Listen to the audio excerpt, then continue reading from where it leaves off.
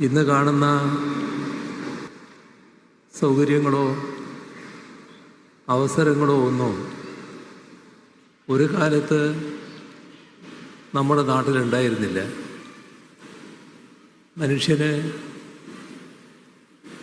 മനുഷ്യനായി ജീവിക്കാനുള്ള അവകാശം പോലും ഇല്ലാതിരുന്നൊരു കാലമുണ്ടായിരുന്നു. സമൂഹത്തിലെ വലിയൊരു ഭാഗം ആളുകൾ, ഭൂരിപക്ഷം തന്നെ, അതിൻ്റെ ഭാഗമായി വലിയ പീഡനമാണ് അനുഭവിക്കേണ്ടി വന്നിരുന്നത്. ഒന്ന്, വിദ്യ അഭ്യസിക്കാൻ അവകാശമുണ്ടായിരുന്നില്ല. ഇപ്പോൾ നമ്മളെല്ലാവരും നമുക്കിഷ്ടമുള്ള വസ്ത്രം ധരിക്കുന്നുണ്ട്. എന്നാൽ ഒരു കാലമുണ്ടായിരുന്നു, നമ്മളത് ഓർക്കണം, ഇഷ്ടമുള്ള വസ്ത്രം ധരിക്കാൻ കഴിയില്ലായിരുന്നു, പാടില്ലായിരുന്നു. മുട്ടിന് താഴെ എത്തുന്ന മുണ്ടുടുക്കാൻ അവകാശമില്ലായിരുന്നു. സ്ത്രീകൾക്ക് മാറുമറക്കാൻ അവകാശമില്ലായിരുന്നു. അതൊക്കെ അടിച്ചേൽപ്പിക്കപ്പെട്ട സാമൂഹ്യ വ്യവസ്ഥയായി നിലനിന്ന ഒരു കാലമുണ്ടായിരുന്നു. വഴി നടക്കാൻ സ്വാതന്ത്ര്യമില്ല. പട്ടിക്ക് നടക്കാവുന്ന വഴിയിലൂടെ മനുഷ്യർ നടന്നുകൂടാ. അത് കണ്ടാണ് കേരളം സന്ദർശിച്ച സ്വാമി വിവേകാനന്ദൻ ക്ഷുഭിതനായി ഇതൊരു ഭ്രാന്താലയമാണ് എന്ന് കേരളത്തെ വിശേഷിപ്പിച്ചത്.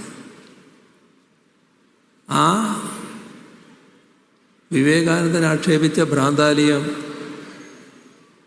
ഇന്ന് രാജ്യം ആകെ അംഗീകരിക്കുന്ന ഏറ്റവും ഉയർന്ന മാനുഷിക മൂല്യങ്ങൾ നിലനിർത്തുന്ന ഒരു മാനവാലയമായി മാറിയതിന് അതിൻ്റെ പിന്നിലുള്ള ചരിത്രം അതും നമ്മൾ ഓർക്കേണ്ടതാണ്. നവോത്ഥാനത്തിന് അതിൽ വലിയ പങ്കുണ്ട്. ജാതിഭേദവും മതദ്വേഷവും ഏതുമില്ലാതെ സർവരും സോദരത്വേന വാഴുന്ന നാടായി ഈ നാടിനെ മാറ്റാൻ വേണ്ടി നവോത്ഥാന നായകർ നടത്തിയ പ്രവർത്തനം, അതോടൊപ്പം വിദ്യാഭ്യാസത്തിന് പ്രാധാന്യം കൊടുക്കണം.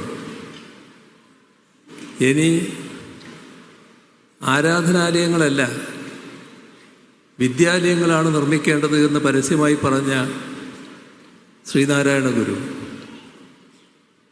അതോടൊപ്പം നാടിൻ്റെ പുരോഗതിക്ക് വ്യാവസായിക സംരംഭങ്ങൾ വരണം എന്ന് ആഹ്വാനം ചെയ്തവർ. വാഗ്ഭടാനന്ദനാണെങ്കിൽ ഇന്ന് കേരളമാകെ വലിയ തോതിൽ അംഗീകരിക്കുന്ന Uralungal labour contract cooperative society, അതിൻ്റെ തുടക്കം കുറിച്ചത് വാഗ്ഭടാനന്ദനായിരുന്നു. പഴയ ചരിത്രത്തിൽ പല വിധത്തിലുള്ള പ്രക്ഷോഭങ്ങളുടെയും സമരങ്ങളുടെയും ചരിത്രമുണ്ട്. അതിലേക്കൊന്നും ഇപ്പോൾ പോവുകയല്ല. പക്ഷേ അതിൻ്റെയെല്ലാം ഭാഗമായാണ് നാട് മാറി വന്നത്. ഒരു കാര്യം ഓർക്കണം, നവോത്ഥാന പ്രസ്ഥാനം കേരളത്തെക്കാളും ശക്തമായ മറ്റ് സംസ്ഥാനങ്ങളുണ്ടായിരുന്നു.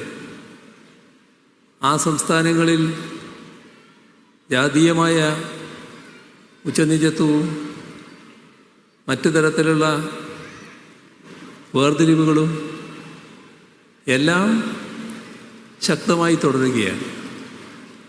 പക്ഷേ നമ്മുടെ നാട്ടിൽ, കേരളത്തിൽ അതിന് മാറ്റം വന്നിരിക്കുന്നു. അത് നവോത്ഥാനത്തിന് ശരിയായ പിന്തുടർച്ച ഇവിടെ ഉണ്ടായതുകൊണ്ടാണ്. ദേശീയ പ്രസ്ഥാനവും കേരളത്തിലെ ഇടതുപക്ഷ പുരോഗമന പ്രസ്ഥാനങ്ങളും കൃത്യമായി ശക്തമായി നവോത്ഥാനം തുടങ്ങിവെച്ച കാര്യങ്ങൾ ഏറ്റെടുക്കുകയുണ്ടായി.